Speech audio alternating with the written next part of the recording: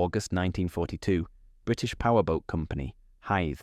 Naval architects presented Admiralty with design drawings. Motor gun boat, plywood hull, 71 feet length, 3 Packard 12-cylinder supercharged engines, 1,500 horsepower each, 40 knot maximum speed, armament 2-pounder, pom-pom automatic cannon forward, twin 20mm Oerlikon aft, multiple machine guns, total weight 14 tons armament and engines, hull weight 8 tons, plywood.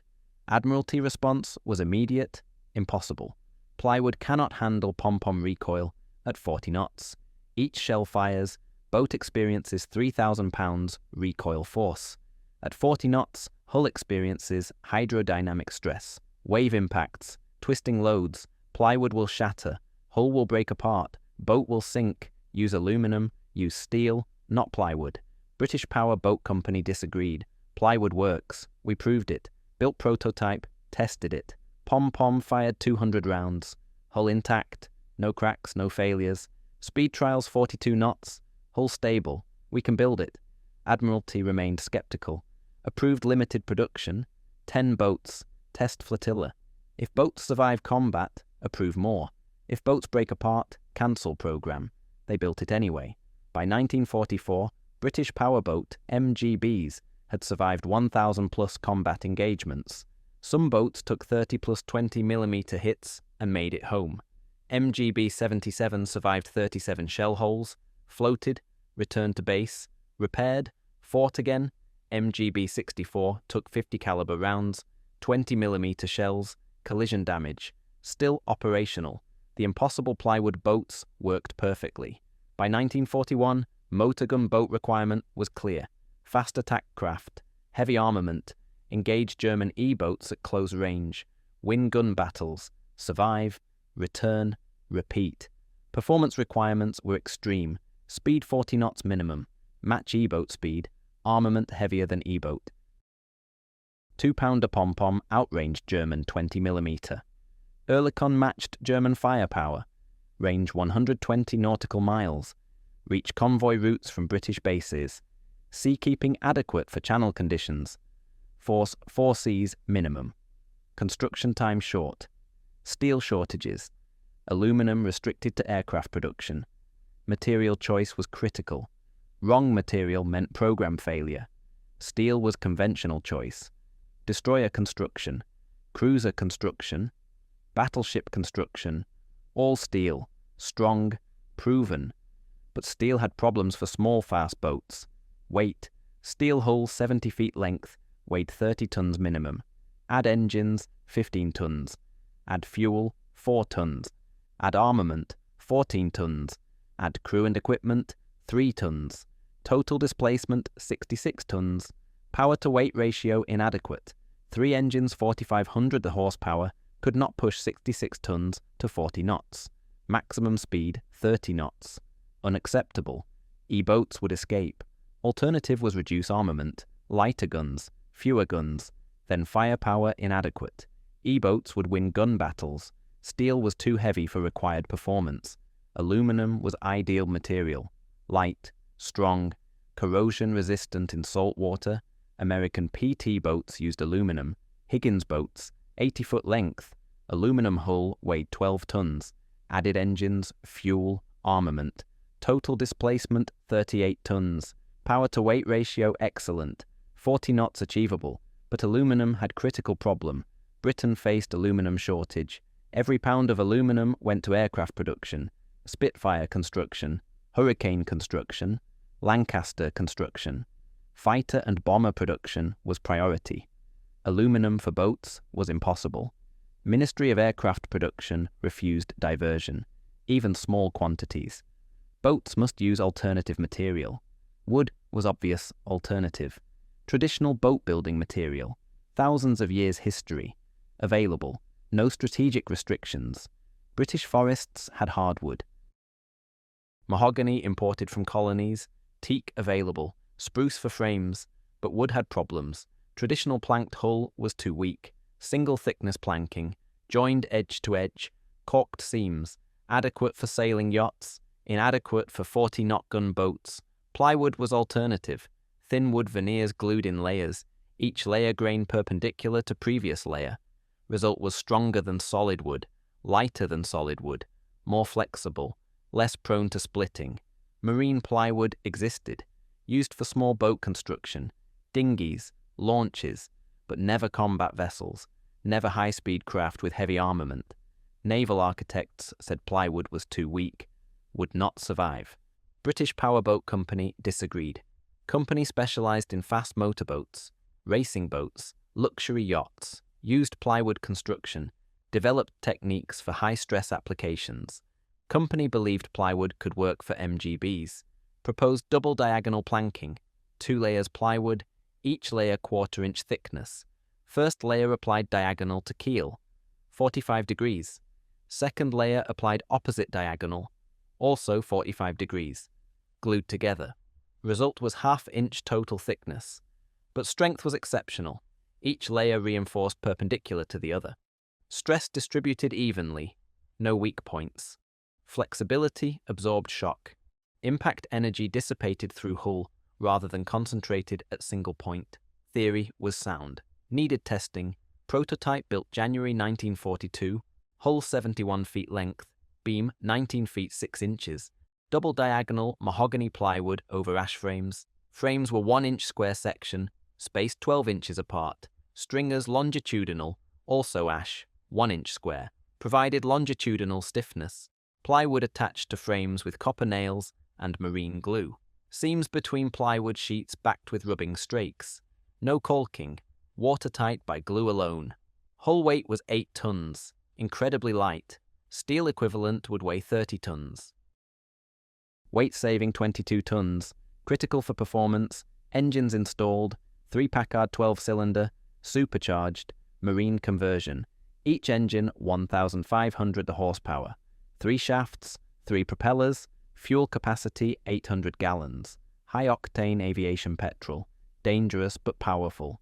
Engine room was amidships. Fuel tanks forward and aft. Weight distribution balanced. Hull trim level at speed. Watertight bulkheads separated compartments. Engine room sealed from fuel tanks. Fuel tanks sealed from crew quarters. Each compartment independent. Damage to one compartment would not flood entire boat. Armament installation was critical test. 2-pounder pom-pom automatic cannon. Mark 8 mounting. Weight 2 tons. Recoil force 3,000 pounds per round. Rate of fire 100 rounds per minute cyclic. Continuous firing created vibration. Hammering effect. Mounting bolted directly to deck beams. Deck beams reinforced. Double thickness plywood undermount. Steel plate beneath plywood. Distributed load across hull frames. 4 frames carried mounting load, not single frame. This prevented stress concentration. Cracking. Failure. Sea trials began March 1942. First test was speed. 3 engines full throttle. Hull accelerated. 30 knots, 35 knots, 40 knots, 42 knots maximum. Hull stable. No flexing, no twisting. Spray pattern clean. Boat handled well. Turned sharply. No sliding. No loss of control. Planing hull design worked perfectly. Second test was weapons firing. Pom-pom loaded. 20 rounds. Fired in bursts. 5 rounds per burst. Recoil transmitted through mounting. Hull shuddered, but no cracks. No damage. Inspected after firing. Mounting bolts tight. Deck intact. Frame joints solid. Glue bonds held. Success. Third test was rough water. Force 5 winds. 4-foot seas. Boat operated at 30 knots. Waves pounded hull. Impact loads severe. Plywood flexed. Absorbed impacts. No cracking. No leaking. Traditional planked hull would have opened seams, leaked, required pumping. Plywood hull remained watertight. Flexibility was advantage. Absorbed shock rather than resisting. Hull acted like spring. Compressed on impact. Recovered immediately. This prevented structural failure. Steel hull would be rigid. Transmitted shock to frames. Frames could crack. Plywood distributed stress. Survived. Fourth test was endurance. Continuous operation. 8 hours. Full speed. Engines at maximum. Fuel consumption 100 gallons per hour total. Hull vibration constant. Pom-pom fired intermittently. 50 rounds total. Oerlikon fired 100 rounds. Machine guns fired 500 rounds. All weapons performed. Hull showed no degradation, no cracks developing, no joint failures, no delamination of plywood. Construction technique validated. Admiralty approved production. 10 boats initially. More if successful in combat. If you are enjoying this deep dive into naval engineering, consider subscribing. It helps the channel and ensures you do not miss the next one. Production began April 1942. British Powerboat Company, Hythe facility. Construction speed was remarkable. Steel boat required 6 months construction, welding, riveting, slow processes. Plywood boat required 8 weeks. Frames assembled first, ash timber cut to pattern, joined with marine glue and copper nails. Frame assembly 1 week, then stringers installed. Longitudinal stiffness 1 week, then plywood planking. First diagonal layer applied, glued and nailed to frames. Second diagonal layer applied immediately, glued to first layer and frames. Plywood installation 2 weeks, then decking, superstructure, wheelhouse, interior fittings 2 weeks, then engines installed 1 week, then armament fitted, electrical systems, radio, navigation equipment, final week. Total 8 weeks from start to launch. Steel boat still in frame assembly stage. Cost advantage was significant. Steel MGB cost £50,000, aluminum PT boat cost £70,000, plywood MGB cost £35,000, material cost lower, labour cost lower. Faster production meant less overhead. Britain could build 3 plywood MGBs for cost of 2 steel equivalents, or 5 plywood for cost of 3 aluminum. Production numbers mattered. Germany built 100 E-boats total war. Britain built 200 MGBs. Plywood construction enabled numerical superiority. First combat test came June 1942. MGB 68. British powerboat design, Dover Patrol. Encountered 2 E-boats, range 600 yards. Both sides opened fire. E-boat 20mm shells hit MGB 68. 12 hits total. Shells penetrated plywood hull, but damage was localized. Each shell hole was clean. No splintering, no large cracks propagating from hole. Plywood fibers absorbed energy, prevented catastrophic failure. Watertight compartments prevented flooding. Engine room remained dry despite hull penetrations forward. Boat continued fighting. Pom-pom fired. Hit 1 E-boat. Disabled. Second E-boat withdrew. MGB 68 returned to base. Under own power. 12 holes patched. Plywood sections replaced. Repairs took 2 days. Boat operational again. Steel hull with 12 penetrations would require dockyard repair. Weeks out of service. Plywood field repairs were faster. Pattern repeated across flotillas. MGBs took combat damage. Survived, returned, repaired quickly. Field repair technique developed. Damaged plywood section cut out. Square or rectangular. New plywood piece cut to fit. Marine glue applied. Piece inserted. Copper nails driven. Canvas patch over outside. Tarred. Waterproof. Temporary repair held until proper dockyard work possible. Many boats operated months on field repairs. Never saw dockyard, just patched and fought. MGB 77 set survival record. August 1943. Action off Ostend. 3 MGBs versus 4 E-boats. Close range engagement, under 200 yards, 30-minute gun battle. MGB 77 hit repeatedly. Final count was 37 separate shell penetrations. 20mm, 50 caliber machine gun. Hull looked like sieve, but watertight compartments contained flooding. Engine room dry, engines running, steering functional, guns operational. Boat fought entire engagement. Claimed 1 E-boat damaged. Withdrew when ammunition exhausted. Limped to Dover. Survey showed 37 holes, multiple frame damage, deck penetrations, superstructure shredded, but hull structural integrity maintained. No catastrophic failures. Plywood flexed, absorbed, survived. Repairs took 1 week, replaced damaged sections, reinforced frames. Boat returned to service. Engineering analysis explained survival. Plywood construction had multiple advantages over solid material. First was damage tolerance. Solid steel plate was strong but brittle under shell impact. High-velocity shell hit steel, punched through.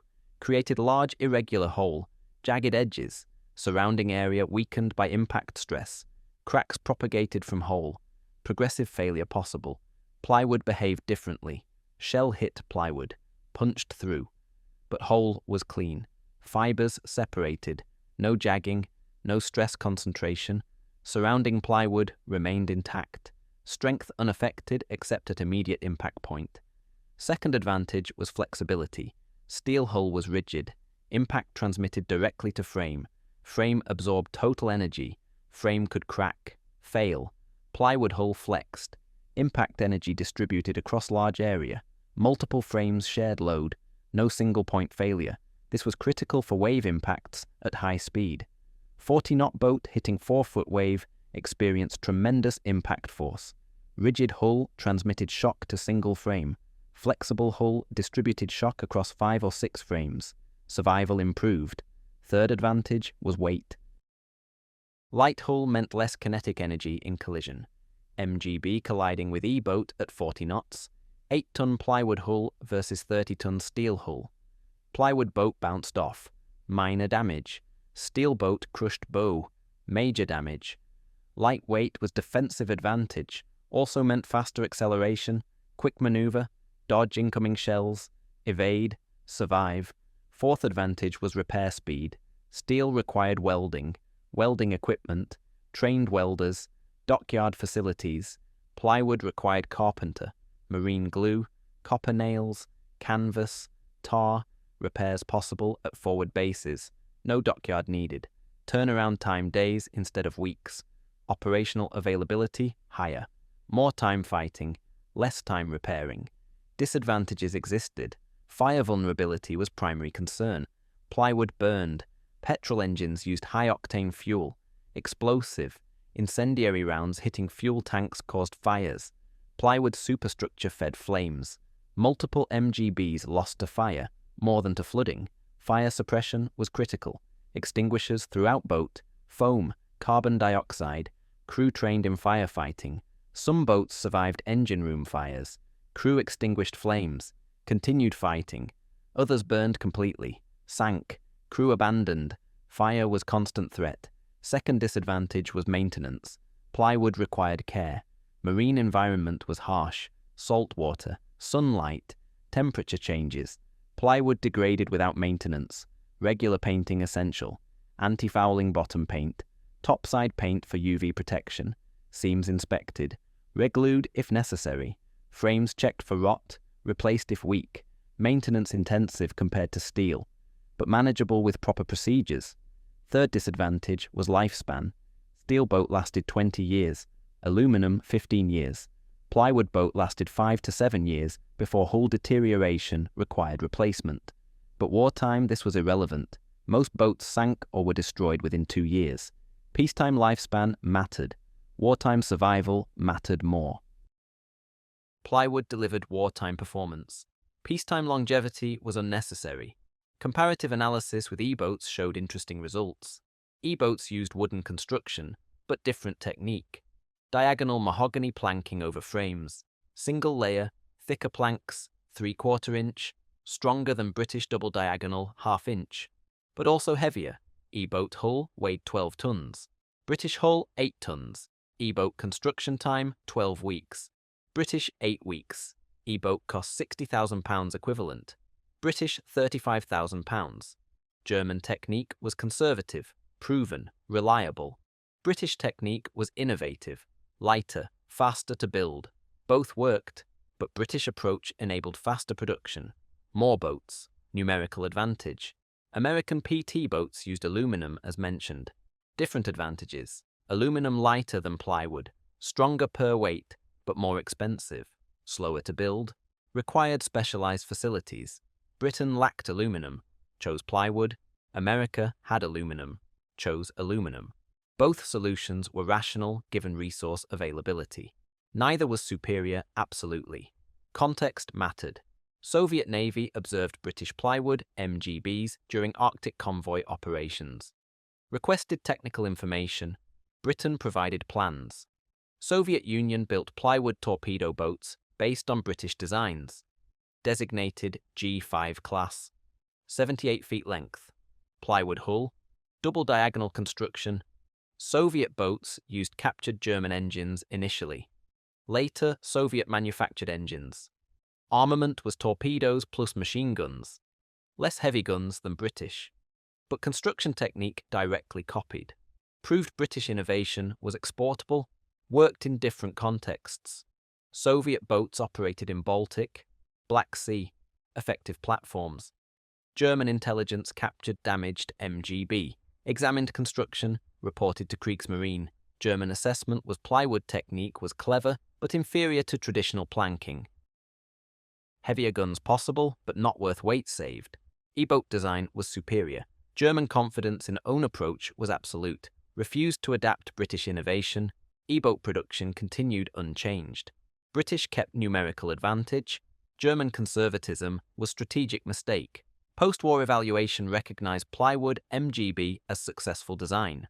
Achieved all requirements. Speed 40+ knots. Heavy armament. Adequate seakeeping. Low cost. Fast production. Combat survivability proven. 1,000+ engagements. Acceptable loss rate. Some boats survived entire war. 50+ operations each. Others lost in first engagement. Average survival was 20 operations. Adequate for combat vessel. Replacement production kept flotillas at strength. Mission success validated design choices. Technical legacy influenced post-war small combatant design. Plywood construction technique used for patrol boats. Minesweepers. Torpedo boats. Through 1950s and 60s, eventually replaced by fiberglass, but plywood era lasted 2 decades post-war. Proved wartime innovation had peacetime application. Material science advanced. Engineering improved. But basic concept remained. Lightweight hull, heavy armament, high speed. Plywood MGBs demonstrated concept viability. Modern perspective shows plywood MGBs as brilliant engineering compromise. Solved impossible problem with available materials. No aluminum. Steel too heavy. Plywood only option. Made it work through clever design. Double diagonal planking. Proper weight distribution. Watertight compartments. Flexible structure. Result was effective combat vessel. Not perfect. Fire vulnerable. Maintenance intensive. Short lifespan. But achieved mission. Protected convoys. Fought E-boats. Won battles. Survived. Engineering success measured by mission accomplishment. Not material perfection. Plywood MGBs accomplished mission. Engineering validated. Cost-benefit analysis was overwhelmingly positive. £35,000 per boat, 200 boats built, £7 million total program cost. Result was channel security, convoy protection, German coastal shipping disrupted, strategic value incalculable, probably saved 100 merchant ships minimum, £500,000 value each, £50 million cargo preserved, return on investment 7 to 1 minimum, engineering efficiency proven by economic return. Crew perspective showed confidence in plywood construction. Initial skepticism existed. Sailors questioned plywood boats, called them matchsticks, kindling, expected sinking. First combat changed opinions. Boats took hits, survived, returned. Repairs were quick, operational again. Crews learned to trust plywood.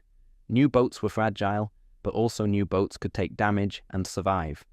Confidence grew, morale improved, crew performance benefited, trust in vessel enabled aggressive tactics, close-range engagements, press attacks, win battles, engineering success enabled tactical success, design validated by user confidence. August 1942, Naval architect said plywood cannot work. Admiralty agreed. Impossible. December 1944, same waters. MGB 77 limped into Dover, 37 shell holes, hull intact, crew safe, boat repaired, fought again. The impossible plywood boats proved skeptics wrong. Engineering innovation overcame material limitations. British willingness to test unconventional solution produced war-winning design. Conservative approach, stick with steel, would have meant fewer boats, less capability, reduced security. Innovation under pressure validated. Plywood worked perfectly. Sometimes engineering excellence meant choosing right material for mission, not strongest material, not most prestigious material, right material. British Powerboat Company chose plywood, built boats that survived impossible punishment. The plywood boats fought impossible odds and made victory possible. If you found this valuable, support us with the thanks button below. Thank you for watching.